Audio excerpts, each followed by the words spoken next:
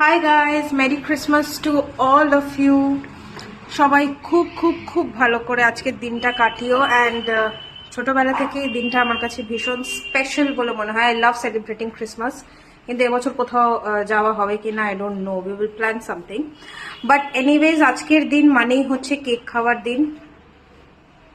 এখানে মা আমাকে স্কচ ব্রাইট দেখাতে এনেছে, এই যে স্কচ ব্রাইট দেখাচ্ছে যে এই স্কচ ব্রাইটটা আনবি না, কারণ আমি মেরি ক্রিসমাস উইশ করছি লোককে আর তুমি স্কচ ব্রাইট দেখাচ্ছ। Wow, great Christmas. মেরি ক্রিসমাসটা বলে গেলে না তুমি। যাই হোক, সো যেটা আমি বলছিলাম, আজকে হচ্ছে কেক খাওয়ার দিন। সবাই ফ্রুট কেক, প্লাম কেক এগুলো পছন্দ করে। টুটি ফ্রুটি যুক্ত কেক আবার চলে এসছে।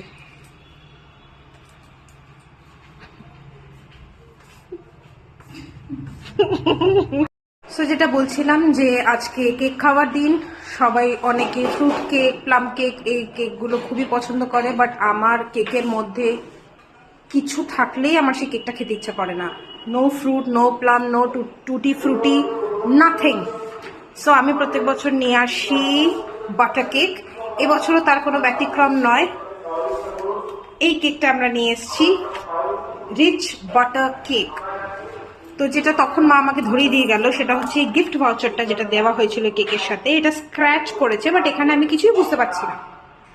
সেই জন্য এটাও দেখিয়ে দিয়ে গেল যে লোকজনকে দেখাও যে এগুলো দিয়েছে, এগুলো কি সবাই পেয়েছে না পাইনি। তাহলে ঝটপট কমেন্টে আমাকে দেখো তোমরা যদি এই কেকটা কিনে থাকো।